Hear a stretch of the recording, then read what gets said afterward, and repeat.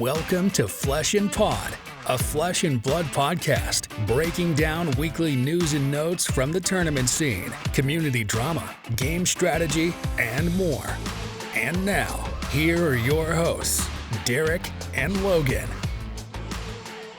Did you hit record yet? I did. Fucking. Hello, and welcome to the spirit of Christmas that is Flesh and Pod. My name is Logan. I am your host.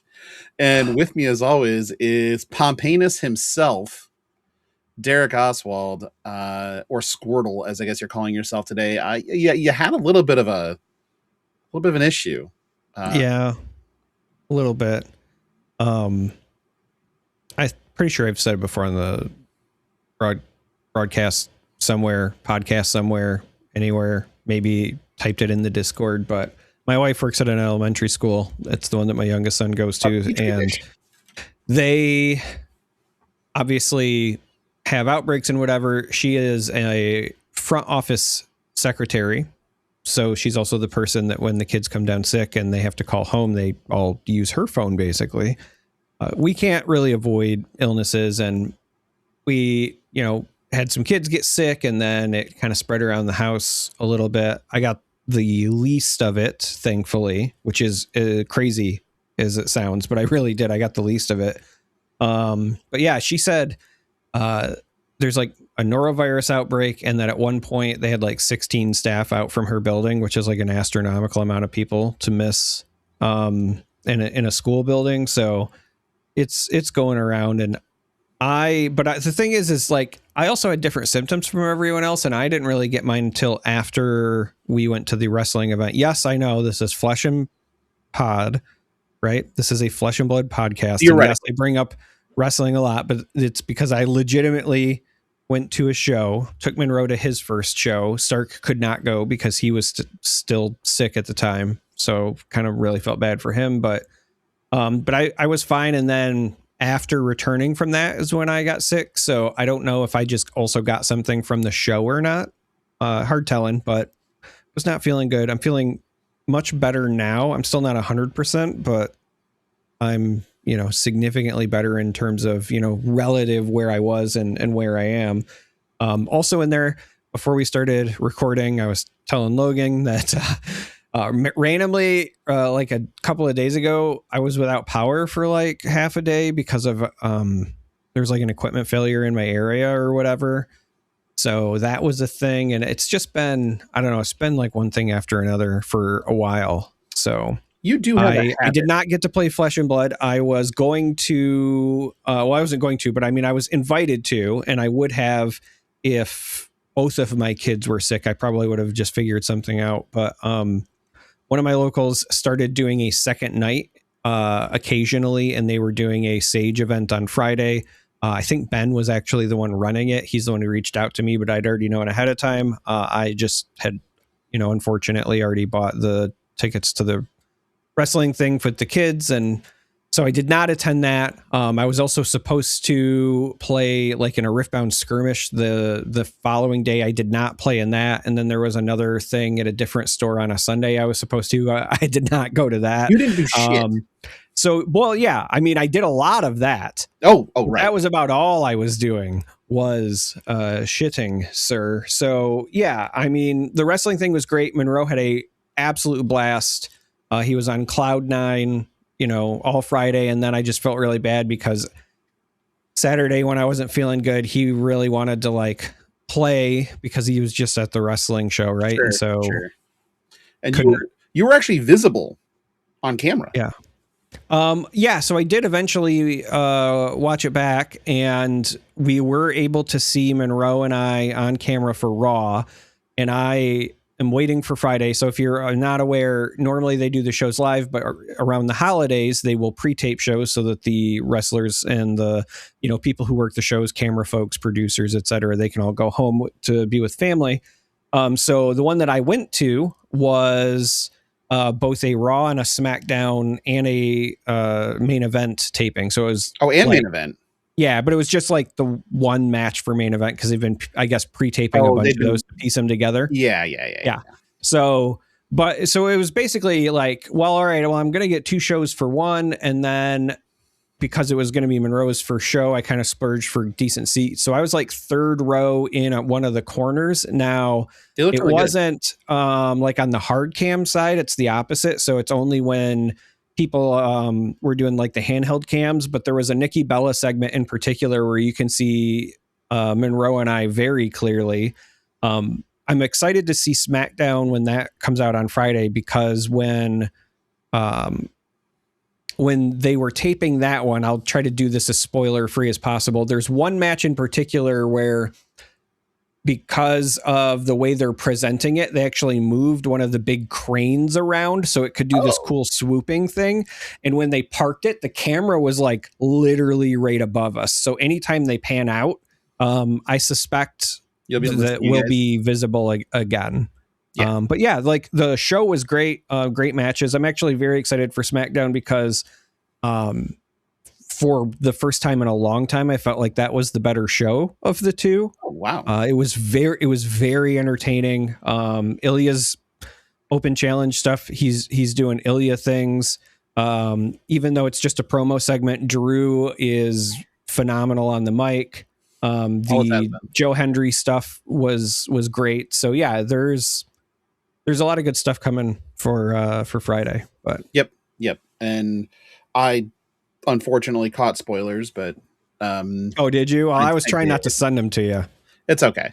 Well, if you let me know what it's okay to send you, I got some cool pictures. Oh yeah, you're fine. I know exactly what happens. So, but this is actually a flesh and blood shit. It is flesh and pod. It's a flesh and blood show, and there was flesh and blood stuff.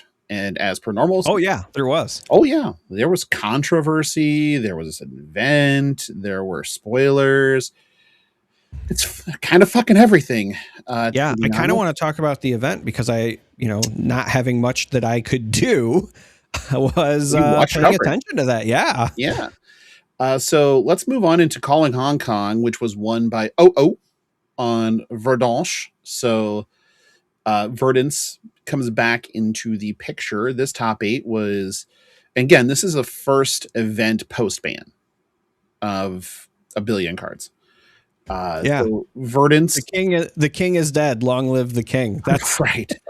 So the top 8 here was Verdance, Marionette, KO Armed and Dangerous, 2 Gravy Bones, a KO Underhanded Cheat, aka RKO, and 2 Kasai. So Kasai was kind of dominating Swiss for a lot of the event, but I went and was like, okay, where was the slip up in lists? And little bit of a soapbox. I don't like 2 things. I don't like AB1, and I don't like 0 forms of real prevention. So we have a couple of those. One of the lists was playing some Taken on the Chins. Fine. The other list was just AB1 and no real good way to do any of that. Not as fine. So I also feel like there wasn't that many Syndra in the room. I think there was only 8 compared to, I think, 14 Kasai, and the most played deck. I'd have to go back and look, but I think Verdance was the most played deck. But I think our triangle might be broken now, as Syndra not there, and Syndra was not doing well. No. Gravy losing Chart the High Seas didn't seem to have a giant impact when I was watching the matches. Obviously you were also watching them, so feel free to correct me. And Verdance looked like Verdance, but took out the defense reacts and was just kind of doing more pressure.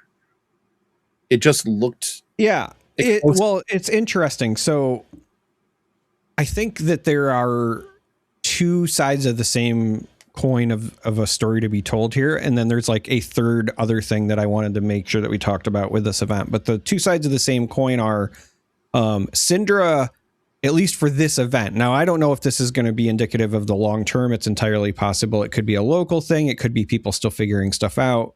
I'm always one of those people that says like one event doesn't make a whatever, sure, right? But Syndra definitely felt like it was underperforming as opposed to prior to the bans. And as a result of that, not only was I think Verdant's doing better, and it's weird because even though it's losing a defensive tool, it's almost like a addition by subtraction situation where the cards that a lot of them were like replacing that with wasn't just a different defensive tool, because that particular card served a dual purpose. It was both for your banishes as well as the defense. And so if you're not going to get both, you don't just like jam a new D react in there. You look at your options. And so I felt like anyway, Verdance was just opting to be more pressuring, right? A little more offense.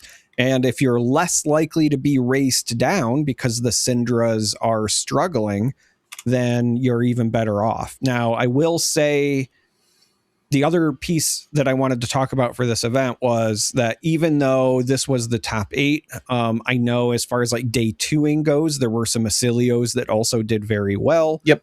And for me, the other big story was we saw a pretty large KO representation with a pretty poor conversion rate.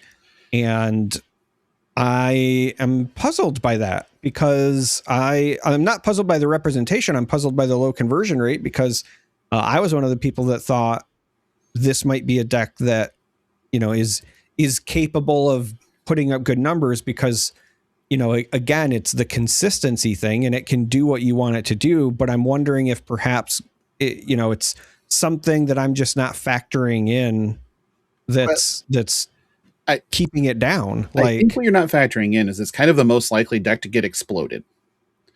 And looking at Acilio and Verdance doing well, it's like if those decks can hang on through the numbers game long enough against KOs in general, both RKOs and Armed and Dangerous, you can just blow them up. Like, that's still a thing. So, and then especially with Verdance, because it's not like took out all the defensive tools. There are still a set of sinks. There are still a couple Fate Foreseens. I believe one Sigil of Solace, if I remember correctly. Yep. And then a play set of Shelters, right? And then put in Scar for Scars, because bucket. And I think that was the one that caught me off guard the most, was just Scar for a Scars. I think that it makes sense. It's brilliant, honestly. I think that's smart. Yeah. Again, like I was saying, when you're looking at, where you can put stuff into lists, like, I'll be honest, and this is something that I've been struggling with because we've got RTNs like literally right around the corner. And I've said this before, but I'm actually planning on playing in one. Actually, I'm planning on playing in a couple, but we'll hope to make it to at least one if work and life allow. What I keep coming back to when I'm deck building, though, is it's like, the 0 for 4 is now what used to be your blue block 3. Sort of, yeah. It really feels like if your cards aren't getting a base of 4, then they're now under curve. And I don't know if that's as a result. Rate has changed. Yeah, rate has changed. Inflation is real. Right. And like, obviously there are certain cards that, numerically you look at it and you say, okay, well, this doesn't have, 3 or 4 on it, but it's always going to net you that value, right? Yep. So like, as somebody who plays Assassin, for example, I'm never going to cut Codex because the value is significantly higher than any number that's printed on the card.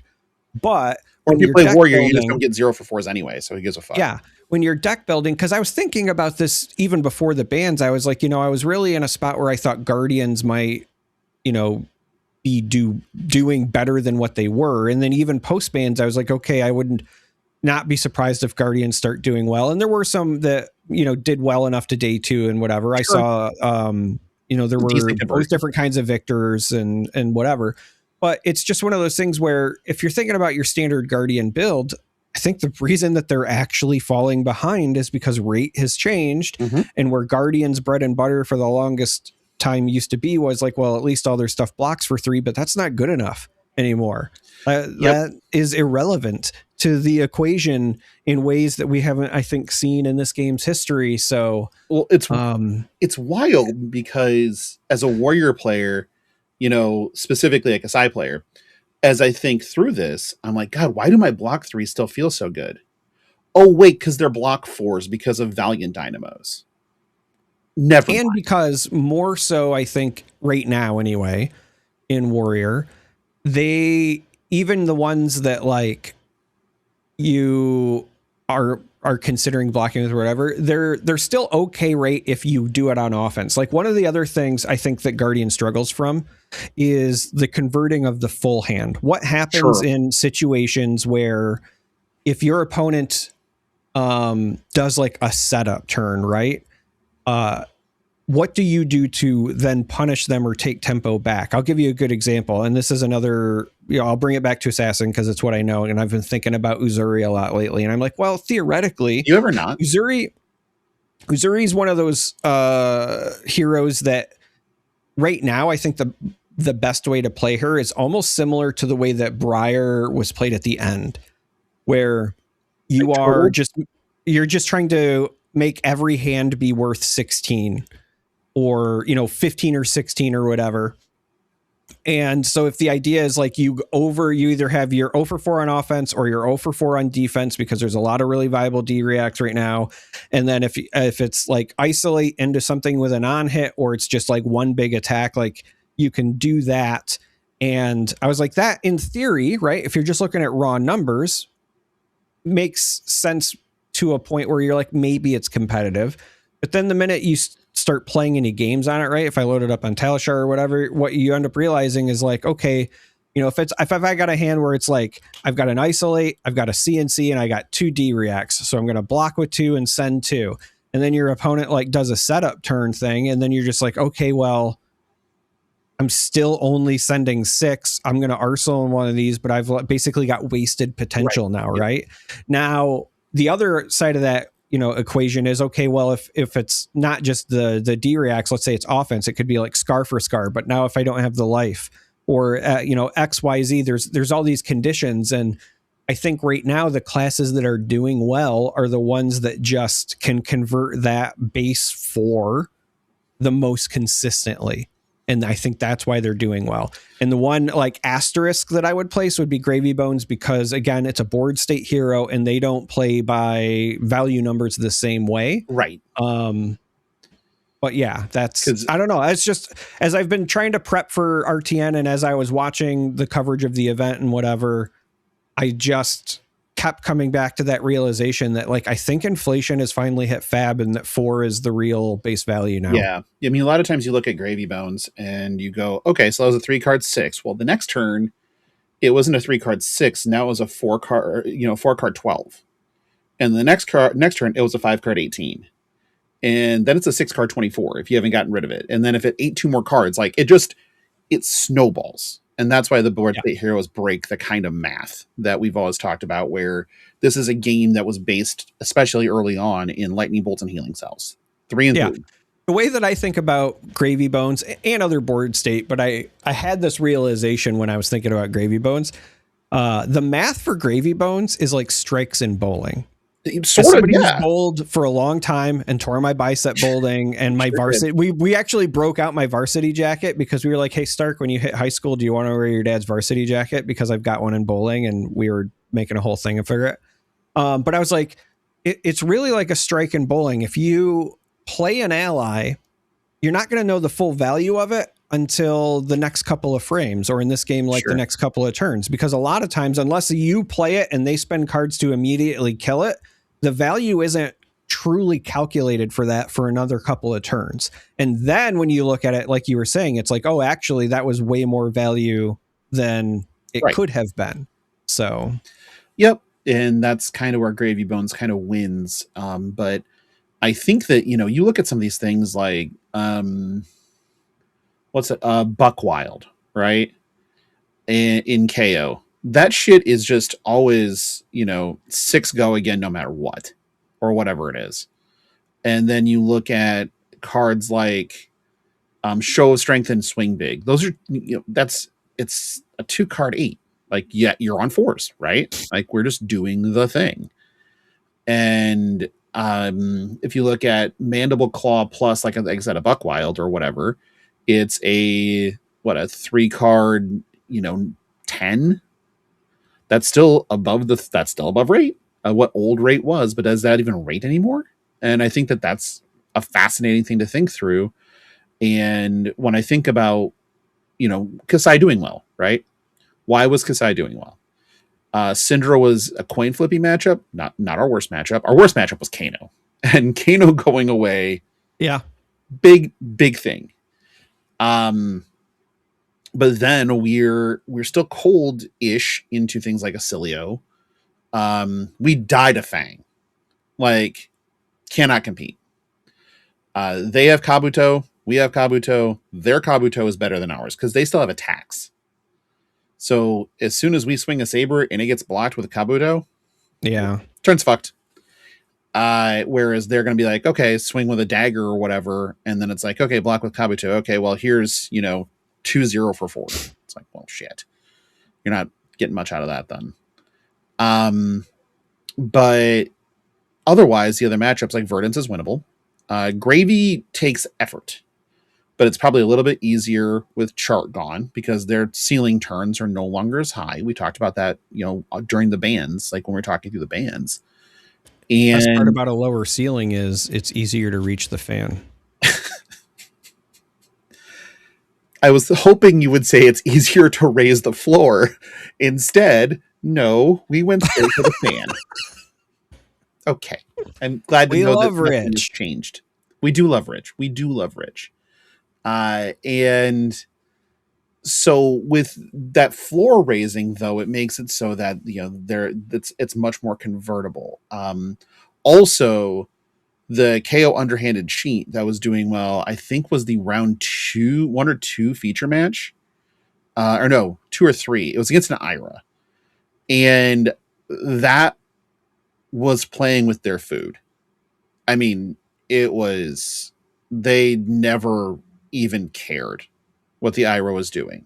Yeah. Well, because Ira has the same problem that I was just talking about with Uzuri, right? Yep, sure. You could say the same thing. If Ira, in theory, in other metas, right, in the history of Fab, if Ira was around then, being able to pitch a blue, poke for 1, send a CNC for 7, and play 2 D reacts or whatever, that would have been like fantastic rate, right? That was what that Briar deck LL'd with, and it's just not good enough.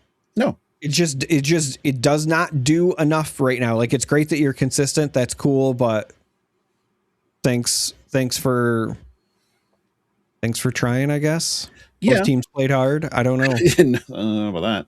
I do think that Ira is better today than it was 10 days ago. Sure. I just don't know that's good enough.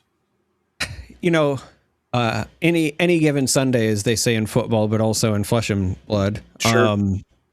I could absolutely see almost any hero. I say almost because there are a few exceptions where I would be legitimately shocked, but I could see any hero like sneaking into a top 8 or whatever on most events, but consistently, like over and over, like I just don't think Ira's good enough, right? No. Unless and we can talk about this with Compendium or whatever, but unless Compendium brings a bunch more toolboxy 2 for 6s or even 3 for 7s, really, or something that provides that same type of utility that Command and Conquer, Weakest Link, Erase Face, Censor provide in narrow circumstances. I don't know that Ira can do more, because they have their toolbox, but their toolbox is usually like 3 cards that really impact a matchup. Well, I think it also depends on what the vision for Ira is, because I could absolutely see a world where she becomes viable if she's like the other ninjas and is meant to go wide. Oh, sure.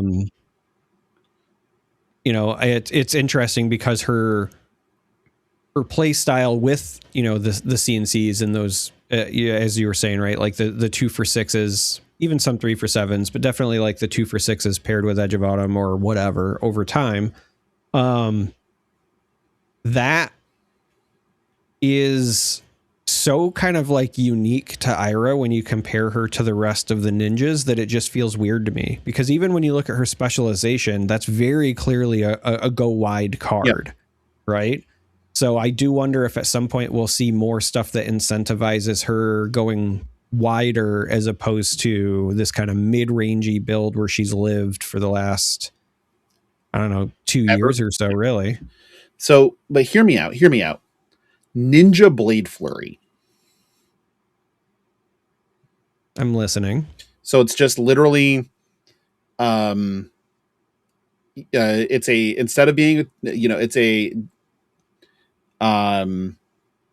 target sword attack or whatever you want to put it, dagger attack, whatnot, gets, or ninja, weapon attack. I guess you can just say weapon attack, gets +2, and your next one also gets +2. So just literally Ninja Blade Flurry. Is that good enough to push Ira? Not unless she gets new weapons. Okay. So, because like Edge of Autumn, you're only going to get the one swing anyway. And if you go with Kodachi's, then you're already going back into, in my opinion, a limited build state. And I don't think that's enough to push that over. So you would need. So, okay, well, hear me out. Okay. So what if it's the type of build that is Kodachi for 1, and that usually is the one that doesn't get blocked, right?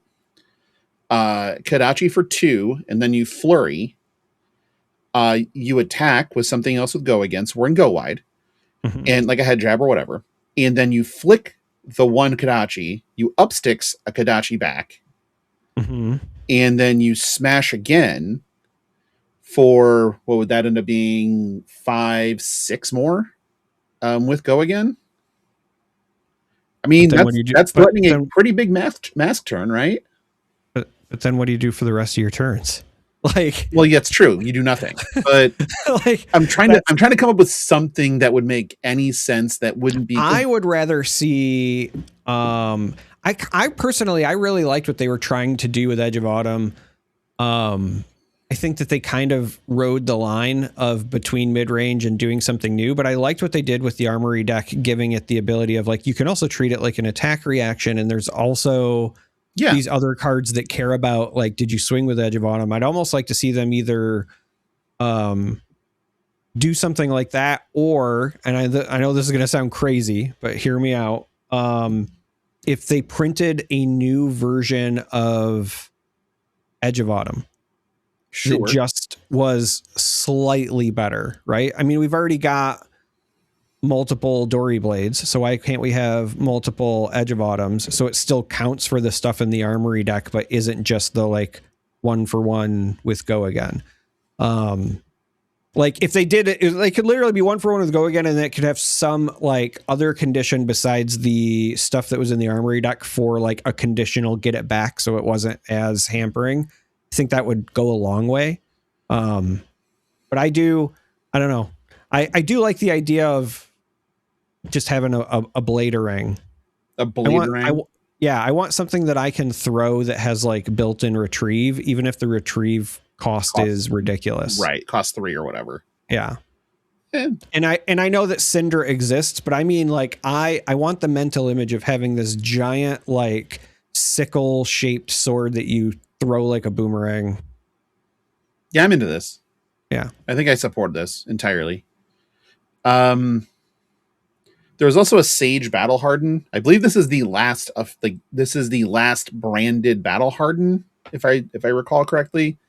Maybe I'm wrong. Maybe there's one in the future events, but they're the showdowns now or whatnot. And I believe that branding is. Wait, I thought ProQuest Plus was becoming the showdowns. Is that what it is? I thought it was the Battle Hardens that are becoming the showdowns. I guess I have the internet. I have the technology. I can just look this up. Because you know how we are. You very well could be right. Maybe this is me secretly hoping, because I've always. So here we have. Oh no, because you have Akihabara, Gdansk, and Atlanta all have Battle Hardens and ProQuest Pluses. So let's go out to like Columbus. No, you're right. Battle Hardens are. becoming rebranded, right? showdowns. So Portland, you have, they're still saying battle hardens on all of this. Let's go to Montreal.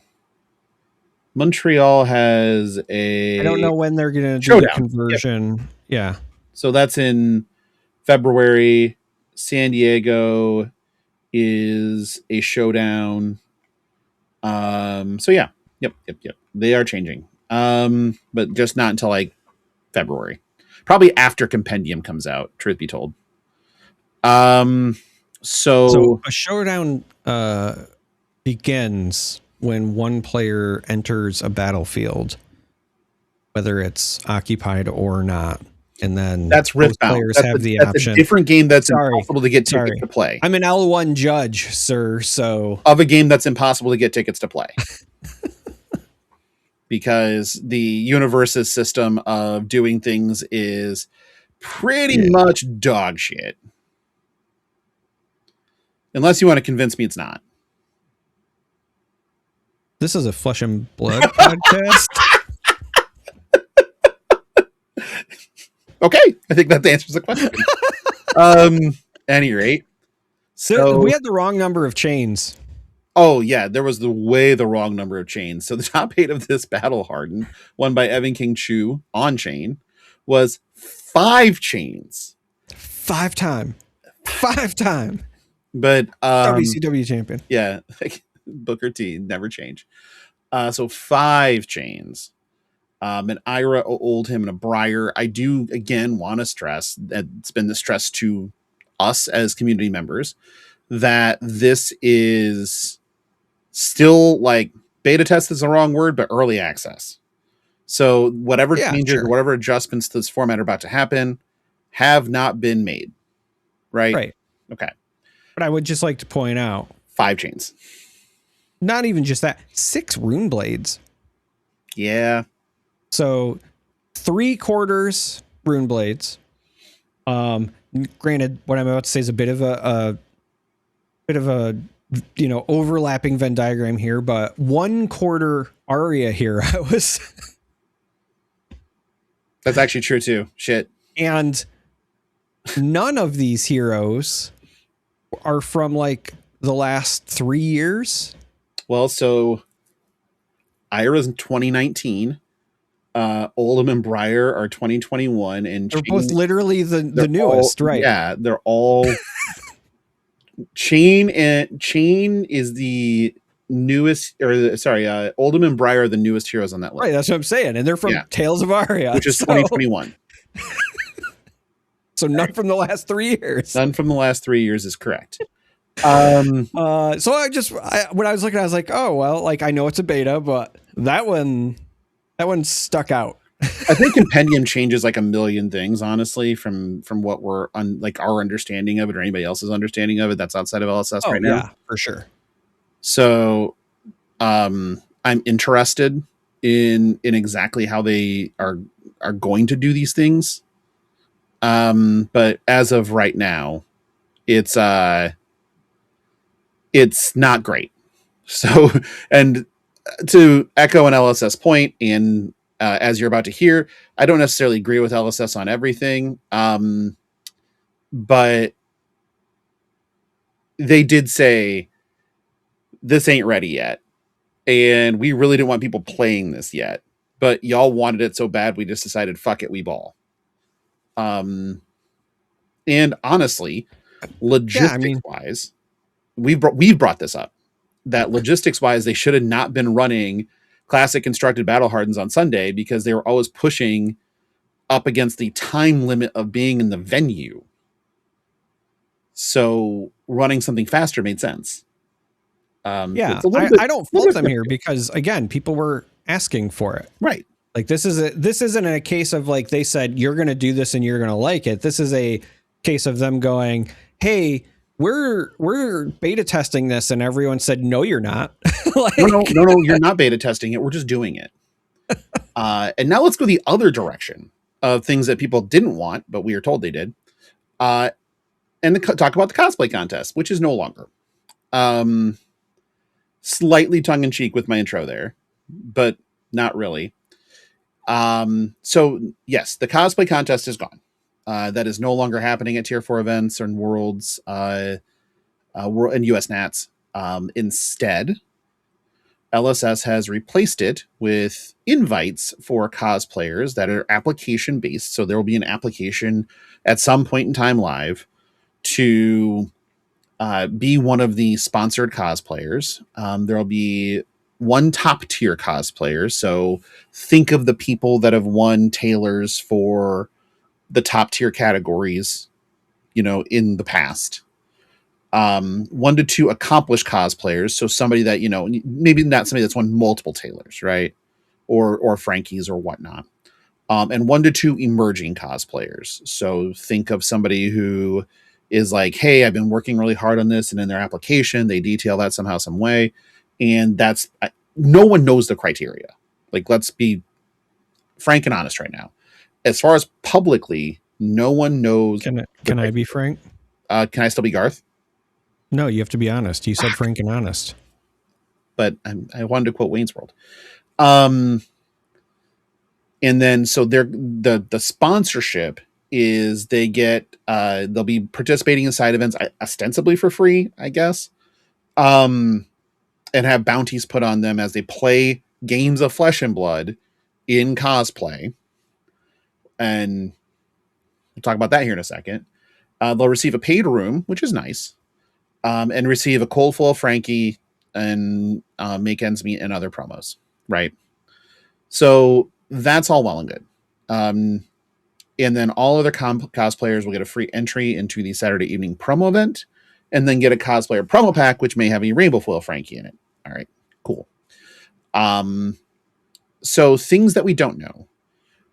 We don't know exactly what the application looks like, what any of that is. This goes into effect in London.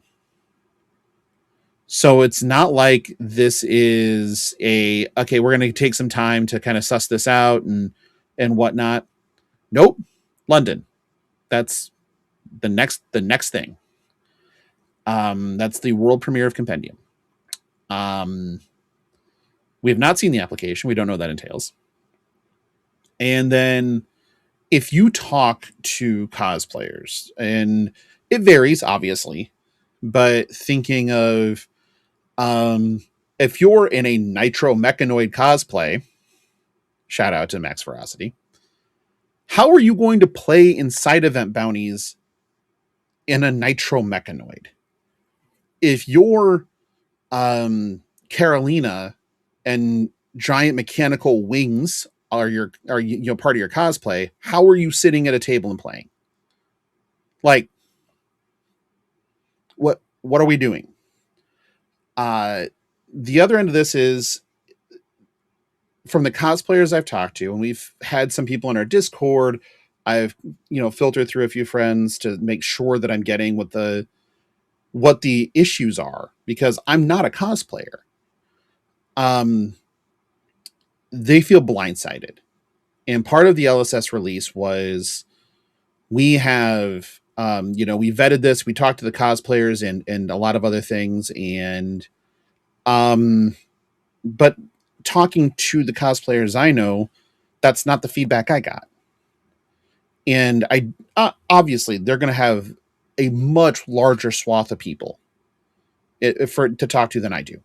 I only know who I know, right? But the people I'm talking about are the people that are kind of at the top tier of cosplay in a lot of ways, or are veterans of cosplaying.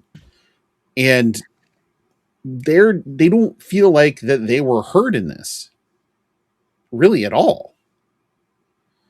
So yeah, I've been thinking a lot about that, because it's very clear that a lot of the cosplayers have voiced that they felt blindsided, much like you were saying. And I was trying to wrestle in my mind how something like this happens. And where I landed is, one, I don't think anyone at LSS would like make these changes maliciously and purposefully spring this as a surprise. It's just not how they've operated historically. So I don't think that's the case. But we've noted a few times on this podcast that I do think sometimes that there are things that are both kind of culturally lost in translation, as well as just, you know, again, reminding ourselves that they are half the world away. And so when the announcement was made, I believe the actual wording was more akin to, not we talked to cosplayers, we listened to feedback.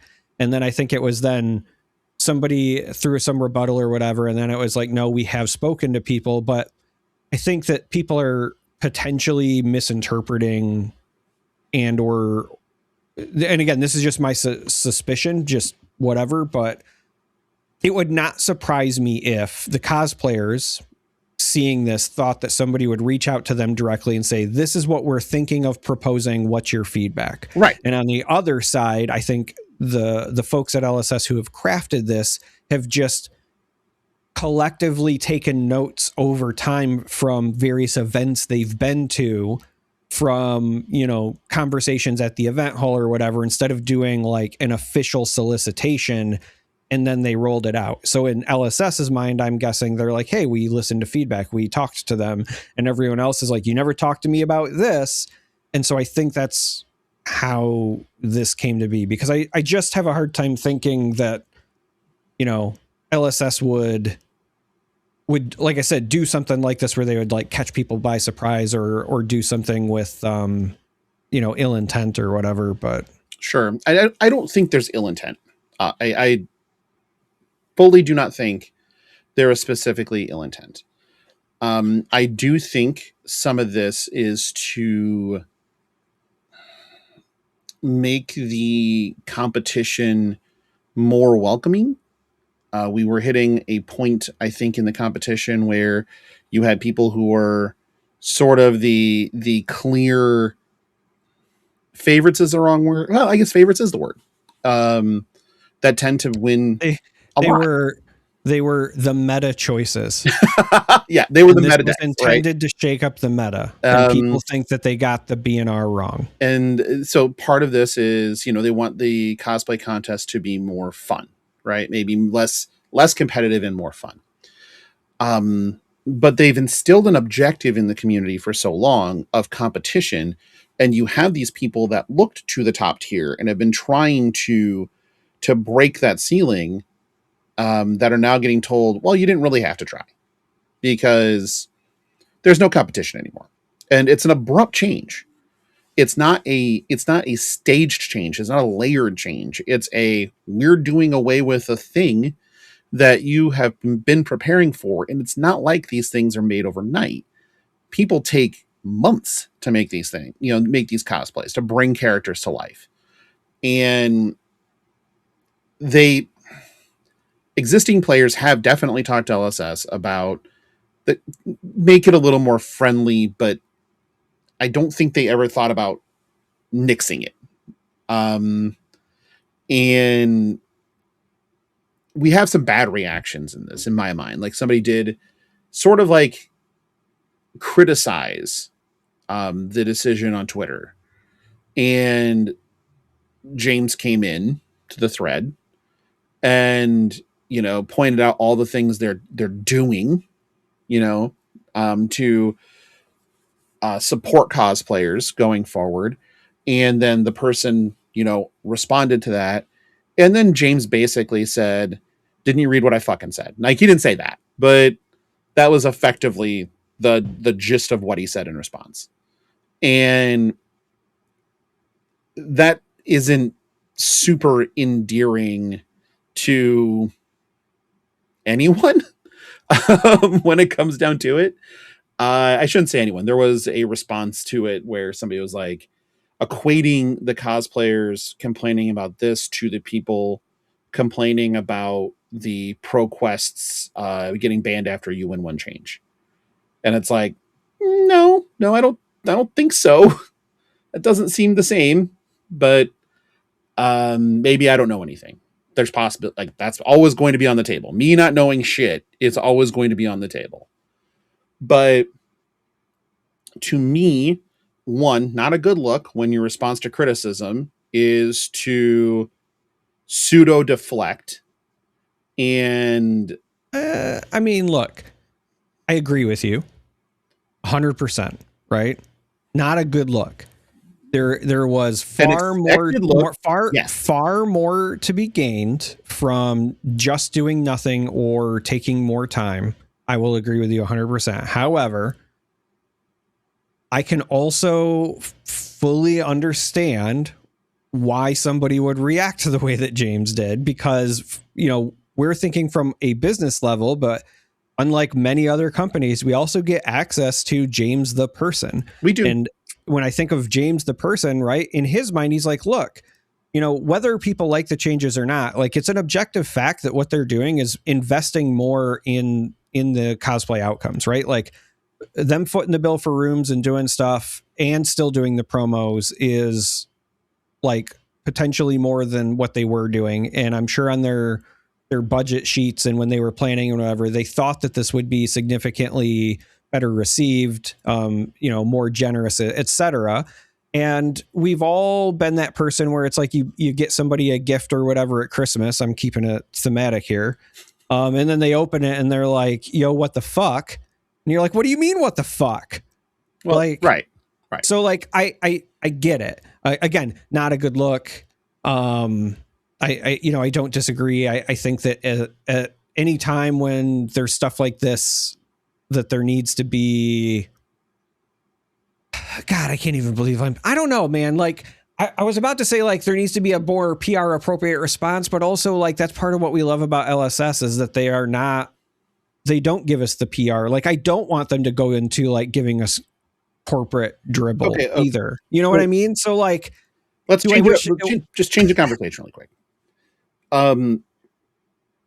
Is it still a good thing with LSS having grown into a larger entity with more skin in the game and more stake for the CEO founder of the company to be on social media, doing things like telling people to get good or basically saying, quit whining?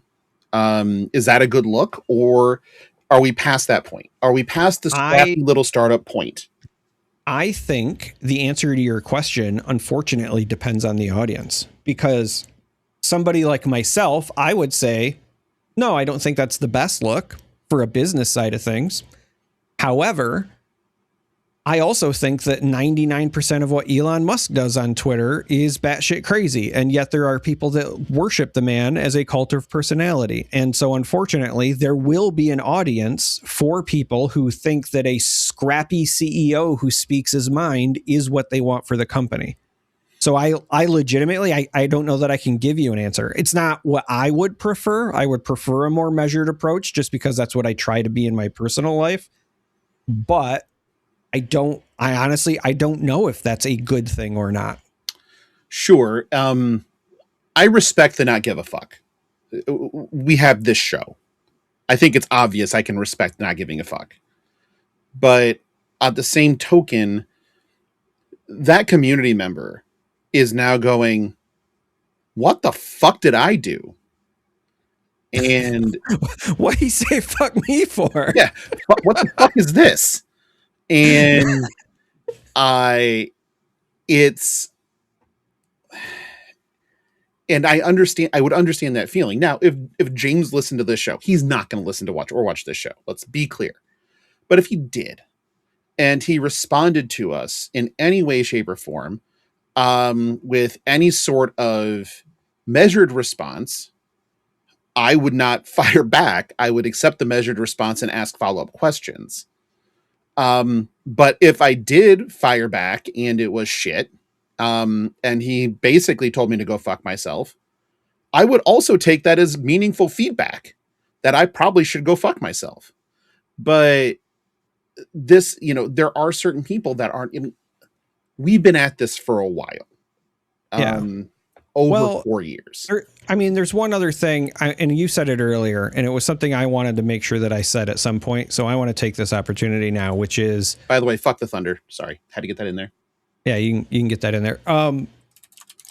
And this also might be, and again, I don't know because I don't know that particular Twitter user, so I don't know if they are like a stalwart in the cosplay community or whatever. But let's be honest, it's social media and it's gamers and it's very opinionated people. And I'm sure that he's getting, him and LSS in general are also getting a bunch of feedback from people that were not in the cosplay arena, as well as quality, valuable feedback from the actual cosplayers. In those instances, like, is it a good look to be scrappy and sassy? No, but also kind of. Fuck you guys, because it's not even for you, right? Like, sure. At the end of the day, as somebody who's part of the Flesh and Blood community, I know when it's my time to say, you know, I don't know enough about this to have an opinion, which is why I have not said publicly, and I won't say on this show whether I think these are good changes or bad changes, because I don't know enough to have an opinion, right? It is okay to live your life and just say, I don't know enough to have an opinion. I am 100% relying on what I've heard from others. Right. I trust the people I know who are cosplayers, and I listen, and I've been reading all of the stuff that they've been saying, and I absolutely feel for them, and I hope that they are heard. Similarly, I see, like I said before, you know, one way or another, this is still, I think, objectively LSS, you know, from a budget standpoint, saying that they are investing in the cosplayers, even if it wasn't, you know, received the way they wanted the first time. So I have faith that they will figure it out. I also know that it's also like not my position to be tweeting at James White, because I don't know enough to have an opinion. Right, sure. And if I did, and he was like, listen, Darick, you were a cosplay judge. Actually, you know what? I do have some cred. I was a judge of the cosplay contest at Worlds. Yeah. And I still am saying I don't have enough to have an opinion. But which if he was kind like, of endemic of the problem to begin with. Right. Like, but it's one of those things where it's like, he was like, hey, you helped us judge one time. What the fuck do you know? Shut up. I'd be like, you know what? Actually, you're right. I'm sorry, Daddy. Like, but, and like, honestly, it's, I don't know. It's, as one person put it, it's good for casual cosplays, but horrible for competitive ones. And, I respect that take. I heavily respect that take. And for my opinion on this, I've had conversations with a lot of people, including, you know, people that would theoretically be decision makers in this. And I saw reason and lack of reason on both sides, which is usually true of everything in life. That's just common. Most people are going to give you their version, and you'll get a different version, and the truth is usually somewhere in the middle. I'm going to give you your version because I stole it. Why'd you steal my version? My virginity? I have a problem. Oh, okay. But virginity is a funny word. I kind of into that one. I almost went Trump there and started talking about my own made up words.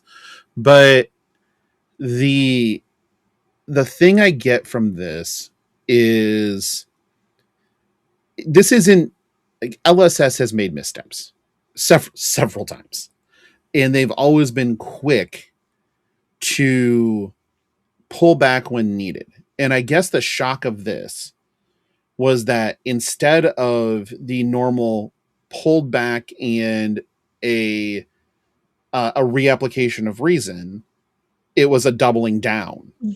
And this is kind of the first time. I don't know that it was a doubling down. To me, a doubling down would be like, also officially we're not making any changes to this or whatever.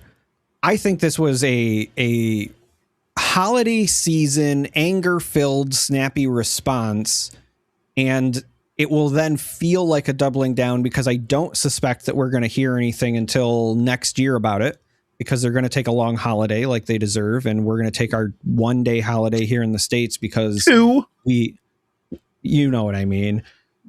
it'll be 2, but then they'll like squeeze blood from a stone on the other end of it. So it'll end up being 1. And my point is that it's going to feel like doubling down, but I don't, I would be absolutely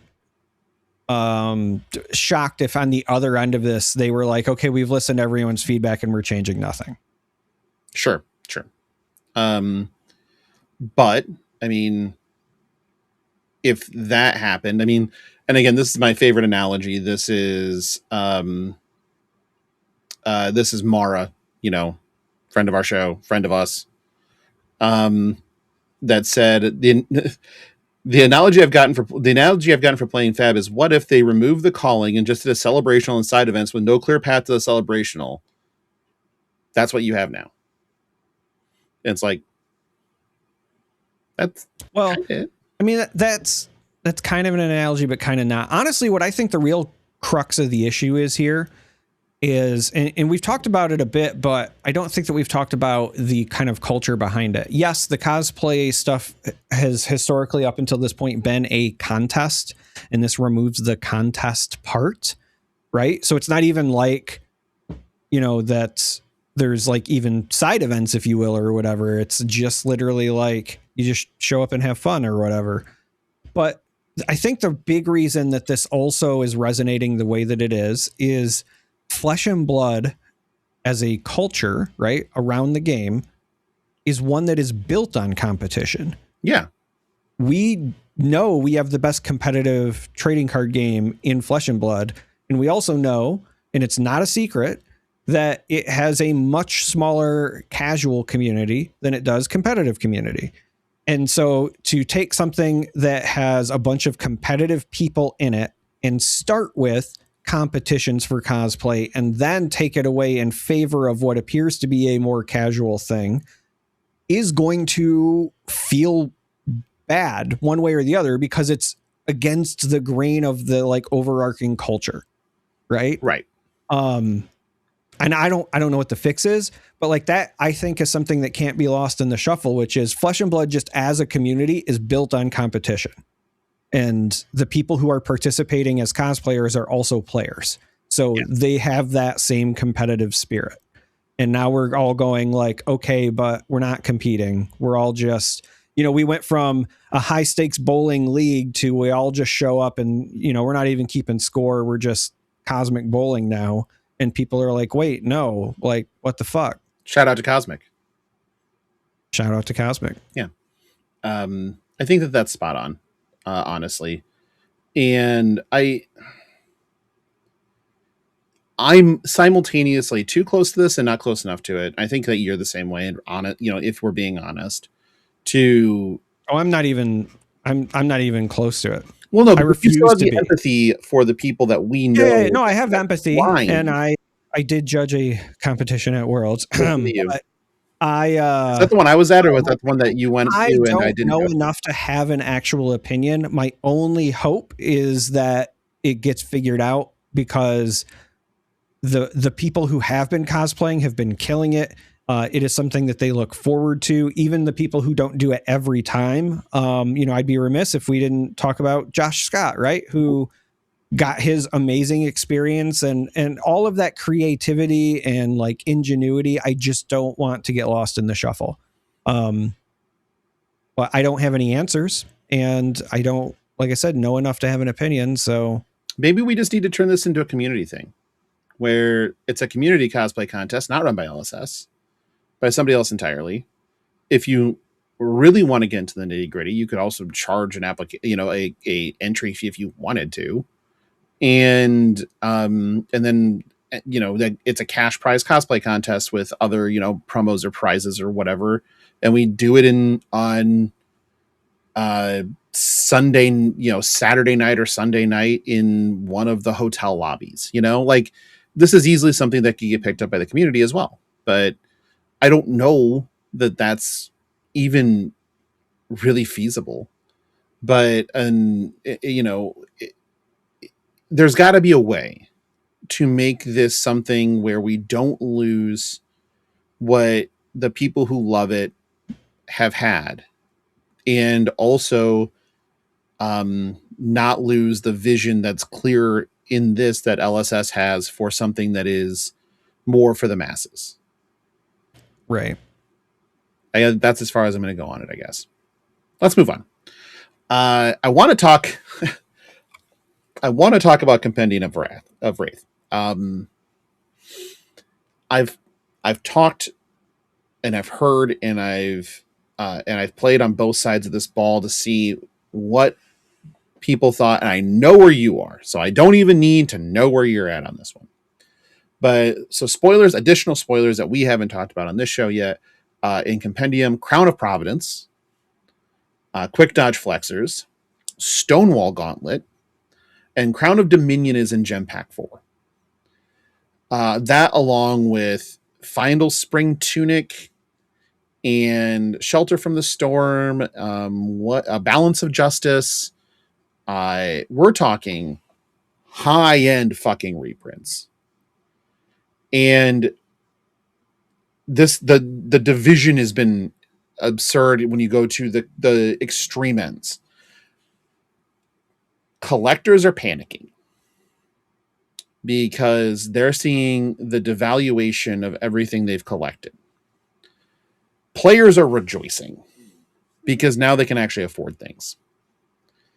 And we talked about it a lot. At some point in time, your game needs to appeal at some level to the 3 C's: casual, competitive, collectors. And do we think, and I'm going to get your take before I give mine, do you think we're starting to get too close to cutting the nose to spite the face? I don't personally think that we are. And I say that just because if there is not some sort of significant shift on some of this pricing issues that we've had, then we'll never appeal to the 3 C's anyway, right? Like, I would argue that right now the game really only appeals to 2 of the 3 to begin with, and that the last year, maybe even year and a half, they have been taking concerted efforts to try to appeal more to the casual crowd, but also just to new players in general, because that's how you onboard them. And it's no secret that whenever people were looking to get into this game, the number one complaint was price. Yep. And so I don't like, is it going to impact some of the collectors? Absolutely. I'm not saying that it's going to have zero impact, but I don't know that there's enough evidence to say that the gains, in the other direction of other 2 directions really of the triangle, won't be worth the offset personally.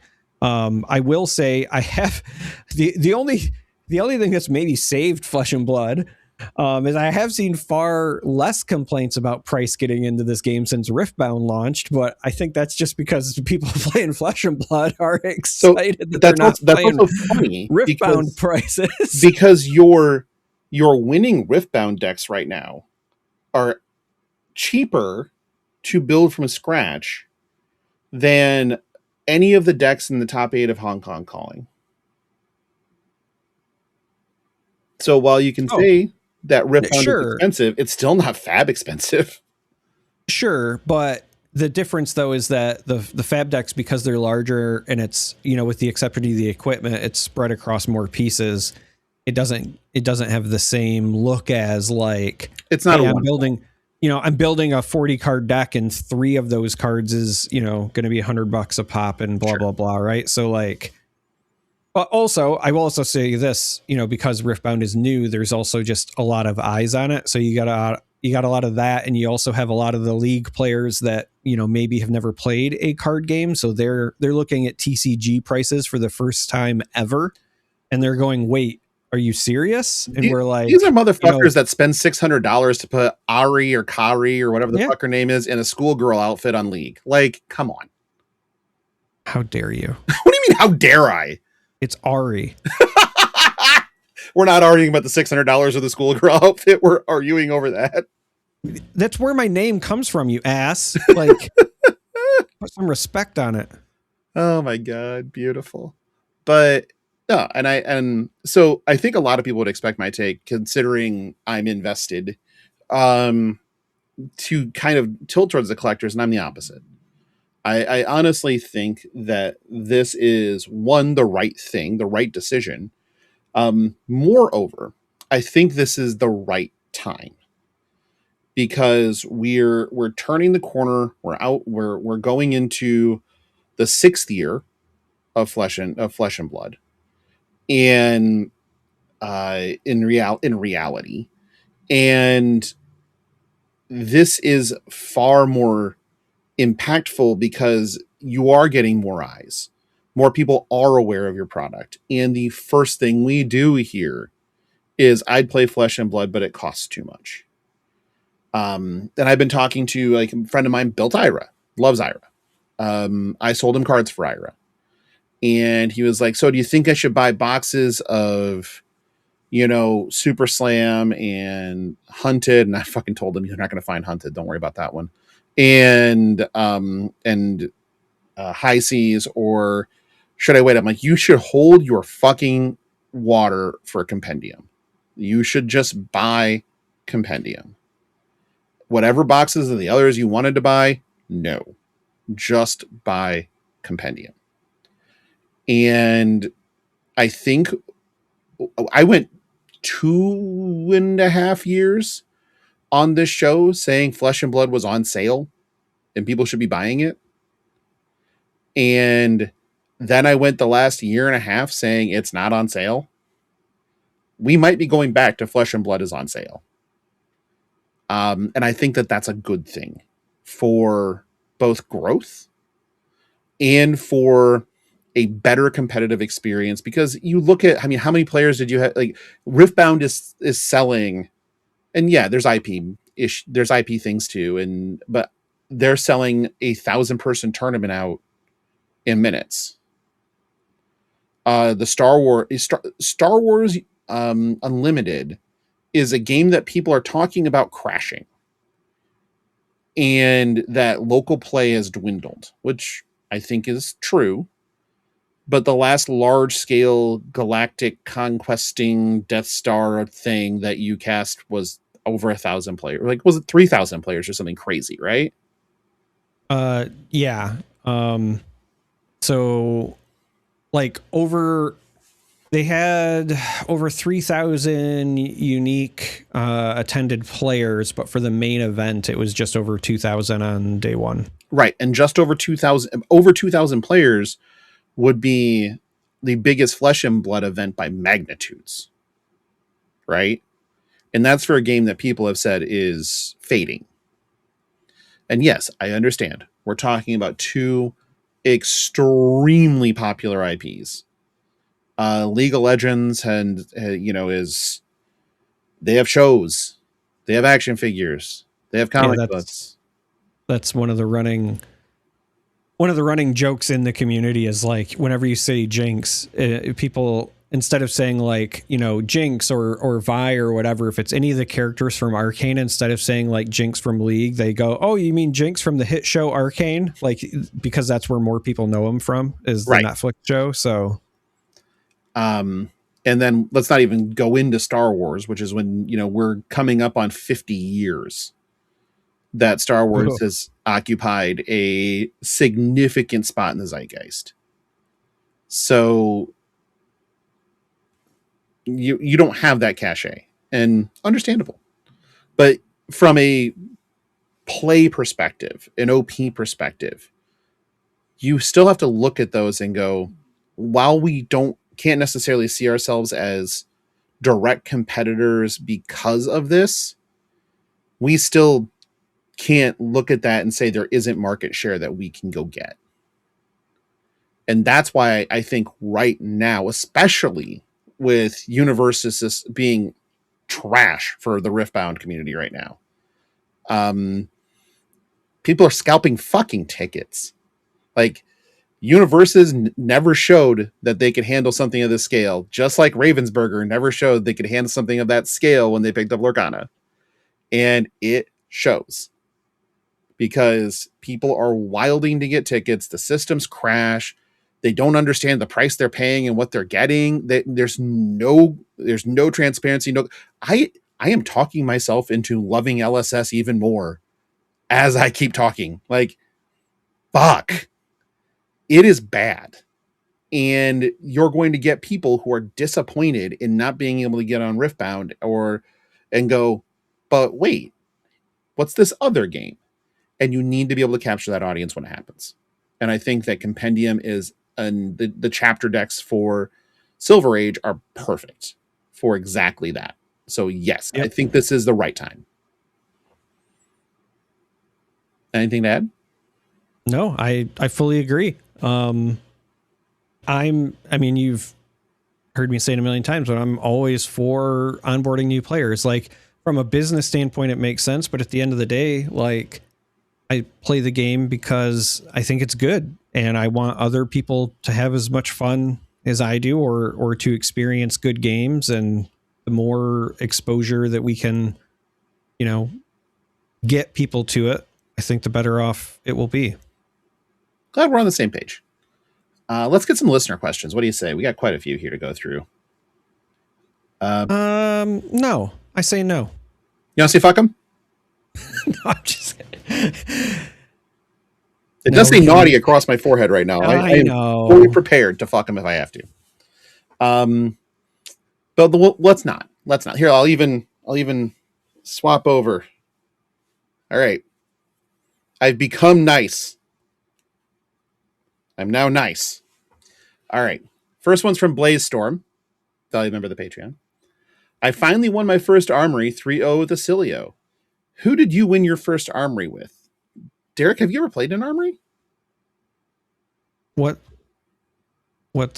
an armory? No notes. I'm glad that we got that out of the way. The first one that I won was on chain. So it's cheating, but the first one that I won was probably Aria Limited with Lexi. Because in our locals, I was the only person that would draft Lexi. So at a table of 8, I would be the only Lexi player. I don't see any problem with that. And what could go wrong? What can go wrong? Giving me every fucking red arrow. What could possibly go wrong? And Classic Constructed. It was probably Starvo. Was probably the first. That tracks. Yeah, it was probably the first CC armory I won was probably on Starvo. But I'm trying to think of, because I played nothing but Limited for so long. Limited and Blitz. Yeah. I guess I should point out, when the first one I won was Blitz. The first armory I ever went to. Are you ready for how bad my first armory experience was? Well, yeah. I played the Bolton Precon. That's one of the worst Precon. And the Precon, I think it just might be, period. Like, so yeah. I think the Azalea one might be worse. No, I don't know, man. No, the Bolton's one's still worse. The Bolton one is still worse. Shit. Okay. I'm trying to think if there's anything before that, because I had the ability to build everything, but we drafted a ton. We didn't play a ton of CC around here. We were very limited focused. Yeah. And I think like I remember very vividly as well, just because when I did finally win my first one on chain, what I won was the cold foil hatchets for Bolton. All right. So it was like salt in the wound. Just pour it on in, baby. Yeah. Oh, hey, you're back. Oh, yeah. I kept like trying to, without breaking our recording, mess with this because Squadcast had went just like white for me for a bit. Oh, so it wasn't my complexion. Okay. Yeah, no, it was, the whole screen was white. I couldn't see anything, but I could still hear you. So I assumed everything was good, and I didn't want to like refresh or close the window. So I tried moving it around. I was trying to like minimize it and pop it back up, but it was just white. So just do a hair toss, check your nails. It'll be fine. Next one is from Captive Goat Friends.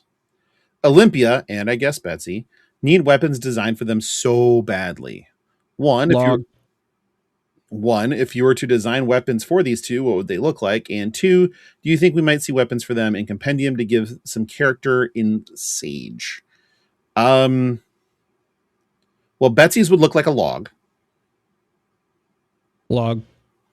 And Olympia's would be golden. I think that's what a golden doodle. Swinging dogs. Yeah, like well, I was telling you earlier, right? I just wanted the Sorterang. Yeah, that'd be great for Olympia. Golden Sorterang. Yeah, he can like throw it or do something cool with it and then use gold to buy it back. Yeah. I think I'm into this. Log should be just like a 3 for 7 if you've wagered. Just honestly, I wouldn't mind. So like, I like the idea of the log that starts as this massive log, but it can get chipped down from overuse. So it should be something similar to the like Miller's Grindstone, where if you lose a clash, it gets a -1. With hers, it should be like it wagers when you attack, but if you lose a wager, then it gets a -1. Okay, I'm into that. But I'd also say that when it attacks, it has to wager. Well, that's what I was saying. When it attacks, it wagers. Yeah. Do we think we'll see weapons for them in Compendium? I think so. I think you'll see a smattering of weapons in Compendium. We already know some of them, I think, but we know that the new Brute Claw.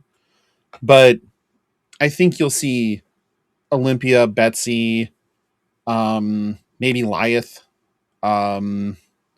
get some of that same type of support. But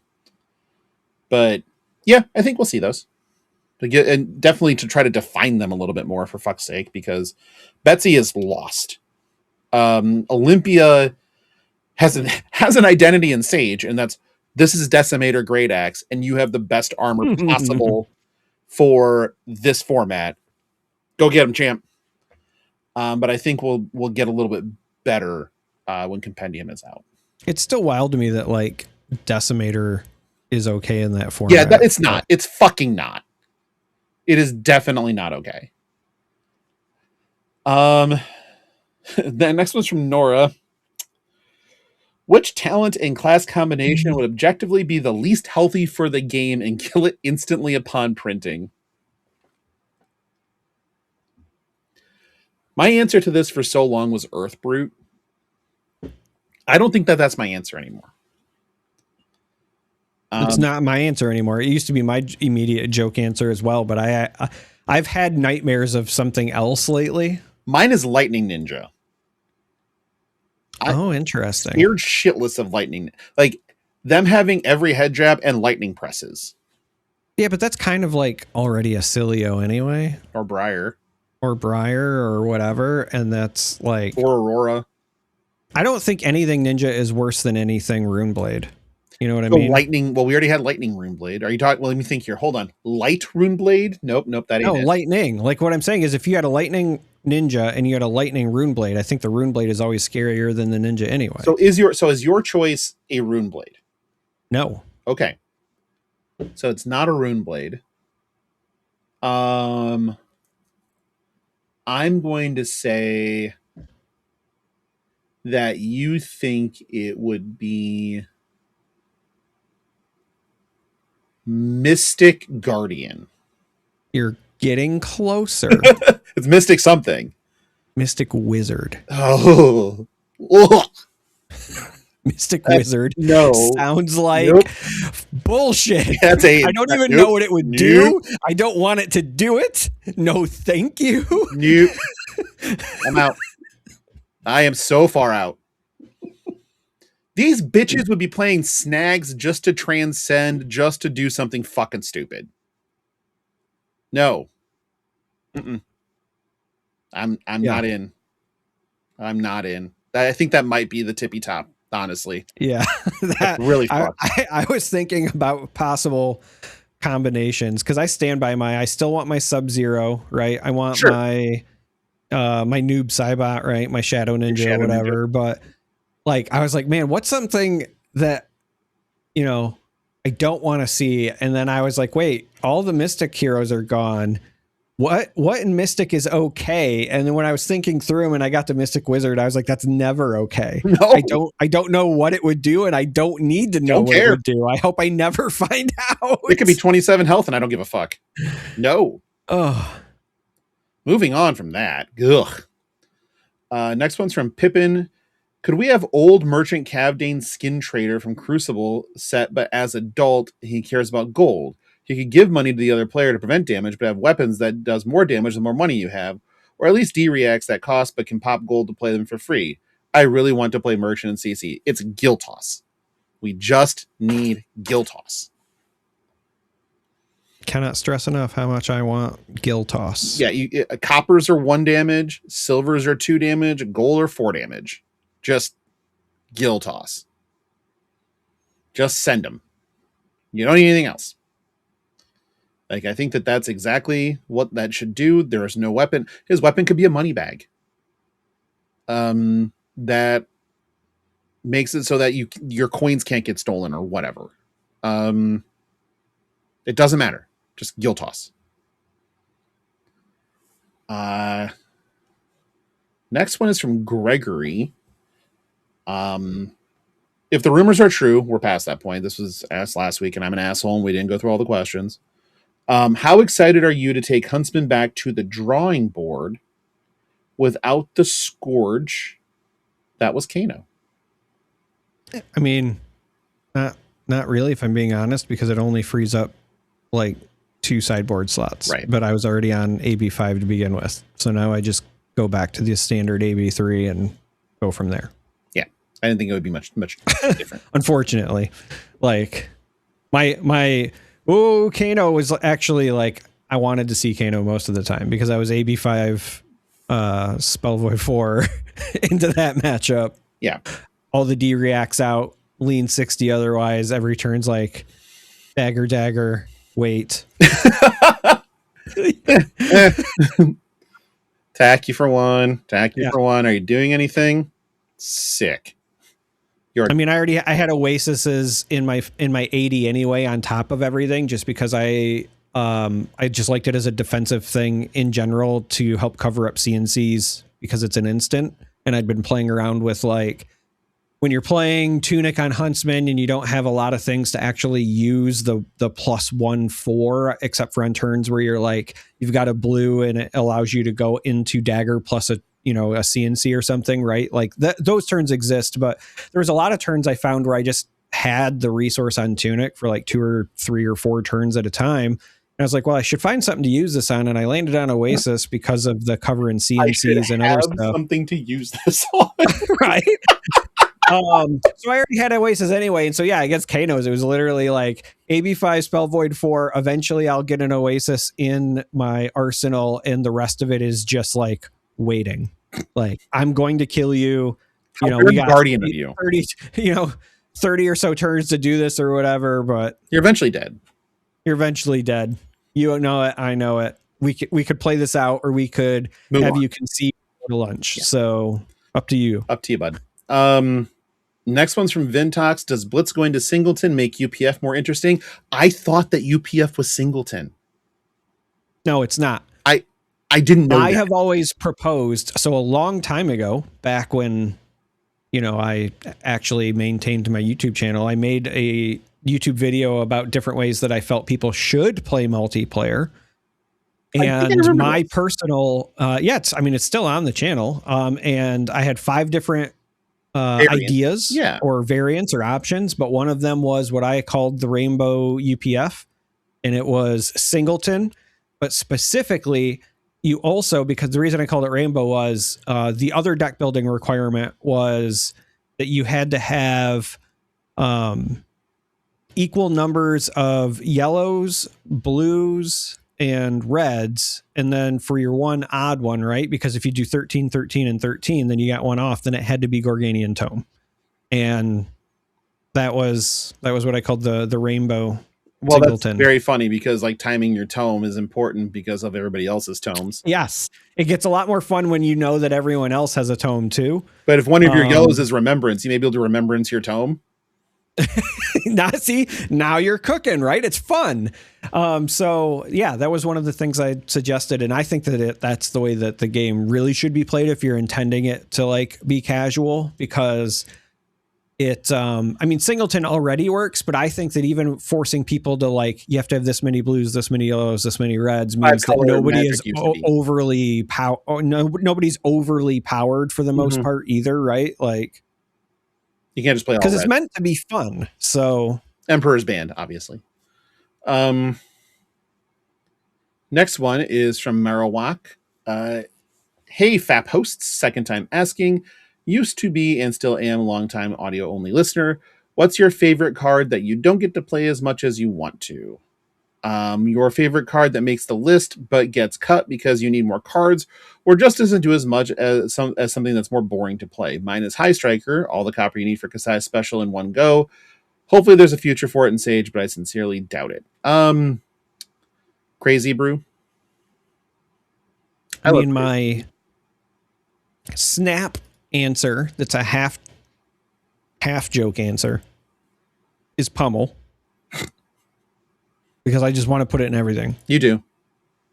But the card that, I will say this, the card that I have put in more lists and then ultimately deleted, that's not named Pummel, is Mischievous Meeps. I just love Meeps, man. Like, I have a problem. I know it's not good. I've ran it at actual like RTNs and PQs. I even successfully meeped against a dash one time. That's like it, all right. Yeah. So, but I love meeps. So I think if I'm really giving this like from a deck building perspective, something that I tried to just see if I can find a way to make work every fucking time, it's even bigger than that. I try all the goddamn time to try to figure out how can I make this a thing that works. Now, when I was playing it in Katsu back in the day, it was awesome because it was always Kadachi for one. Yeah, fuck it, no blocks. Even bigger than that, get my Quicken token, draw a card, all the things. But in other decks, like guaranteeing 1 damage is not, it ain't it. So that's probably the one for me, for like realistically, is that makes it into decks and then gets cut is even bigger than that. The one that I want to play the most, but it's just not good enough, is Crazy Brew. Crazy Brew is fucking hilarious. Because I always talk about assassin stuff. The assassin card that I always, it's always in my lists, and then it usually either gets cut or at least gets moved to the sideboard, but it's Infiltrate. Like, I love Infiltrate, and I have a problem with that card too. That's a fun one. It is. Last questions from One Hit Wookie. How do you think Sage will affect rarity in the future? Do you think will cause the reintroduction of full-time super rares? Don't worry being majestic, but too powerful for Sage. To a degree, I think that limited will always affect rarity more than anything else, or should affect rarity more than anything else. I think your difference here is you may, in prior sets, you may have seen equipment in the rare slot, so draftable. And I think that they'll be way more careful with that. They've already been more careful with that. And I do think that you could get more super rares because of Sage, and just kind of have a way to stamp something different on a card that you still want to be appearing more in limited. Super Slam is kind of indicative of that, honestly. But ultimately, I think limited matters more than thinking of Silver Age. Yeah, I don't disagree. I'll say this. I think that limited is going to be the big indicator at least for the near future, because at the end of the day, we know that Sage is still in beta by their own admission, and it already has a pretty sizable band list to begin with. So I don't think that they are afraid of having too many things be on the banned list. I think that they would rather just have a good limited environment in general. So yeah, I don't think that it will impact it, at least in the short term, because I don't think that they really know 100%. I think they're probably like 85% of the way there, what they even want Silver Age to look like long term. So yeah, I think it would be very weird for them to be like, hey, here's this format we're working on and we're still trying to settle it, but let's alter our design philosophies for it. That would not be good. Yeah. All right. Well, I think that's all I got for this week. Let's thank some patrons, get out of here, that kind of thing. Yeah, probably. Yeah, okay. First, let's thank our associate producers. We have Andy, Sindra, Anthony, Ejor, Jacob, Aladoris, Octothorptopus, Sofsky, Heiner, and Sleep Coma. Then we'll have our executive producers on up. We have Blaze Storm, value member of the Patreon, Diana, the Green Cosplayer, John, Charlie, our possum supporter, the Delusian data analyst, and then into our Chargers Chamber of Charcoal people, Vintox 18, the Gehenna Grandiloquent. Still need to get you a computer so you can actually come on the show because yours is shit. I actually have the parts for that. Now I can actually put it together. Matt, Brandon, the Hammer. Gotta love the Hammer. And our ceiling fan, the top tier, the one that Charmer was staring at longingly while in the toilet, Polish guy Rich. If you're interested in becoming a patron of Flesh and Pod, you can go to patreon.com/fleshandpod. Link is in the show notes. Tiers can get you into FAP After Dark whenever I feel like them. It's been real hard lately. Time has not been our friend.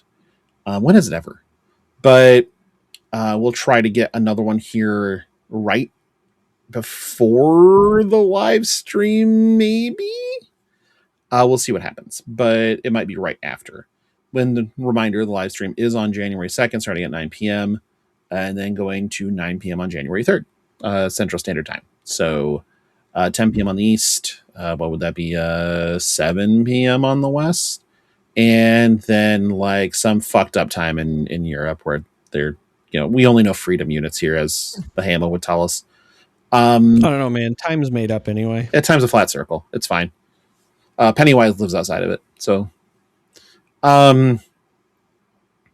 if you need to contact us, you can send us an email at fleshandpod@gmail.com. If you need to find us on social media, you can just search Flesh and Pod on BlueSky. Theoretically, there's a Twitter account still. Sometimes I use it. Most of the time I don't. The best thing you can do if you want to talk to us and the other members of our insanely fun community is join our Discord. That link's in the show notes. It's free. Doesn't require anything. No payment. No nothing. You can just join. You'll have access to basically every channel in there. The only one that's locked behind a paywall is the Patreon channel because it's the Patreon channel. Charmer, where can they find you? The Discord at... I'm not going to do it this time. Not gonna do Actually, you know what? Everybody, I'm feeling down and I've been sick. So make sure you message me in the Discord at IMJORMAN and say Merry Christmas, because it would really raise my spirits. I would appreciate that. But yeah, the Discord is the best place to find me. I'm also on BlueSky. I also technically still have a Twitter, but really I just sign in to retweet things that I'm tagged in. I refuse to delete it mostly because I don't want someone else to like scoop up the thing. So it's whatever. But no, I'm on BlueSky far more. Yeah, I guess that's it. I don't know, man. You just work here? Yeah. Yeah. You tell me, man. I just work here. I haven't watched that in a bit. It's been a minute. I did. We get Stranger Things soon, though. We get, tomorrow. Yeah, that's like tomorrow. But I did culture up Stark and Monroe, and they have watched Die Hard now. Perfect. Have they watched still it and Welcome to Derry yet? So Stark really much wants to watch Welcome to Derry, but here's the thing. I still haven't seen part 2 of like the new It. Oh, you should. I know I should. So I just told him like we can't start it till at least I'm caught up or whatever. But really, what's next on the list is I gotta have them watch Violent Night. Fuck, because it's the season, babe. I had to have them watch Die Hard to have the like, Home Alone Die Hard. Yes. Yeah, that's right. important. Violent Night is so fucking good. Oh my god. My favorite Christmas movie now. It's perfect. In every way, it's perfect. But yeah, 'tis the season because we're gonna get like we just got Fallout Season 2 starting up. Stranger Things is winding down. Because you have the next set of them drop on Christmas Day, and then New Year's Eve is the finale, which they're running in theaters. I think that's really cool. Wasn't the biggest fan of the beginning of the last season, the first tranche of episodes, but they were watchable in a vacuum, just comparatively to prior, not as good. But then again, I'm the type of fucking person that I'm just rewatching the Tiger King shit right now because it just seemed I wanted to relive 2020. Well, I guess that's it for us. Thanks for watching. Thanks for hanging out. Have a happy holidays, however you celebrate. If it's Festivus for the rest of us, if you're having a jam in Krampusnacht, if you are doing nothing and just getting drunk, whatever trips your trigger. I hope you have fun doing it. And we will talk to you next week. Bye.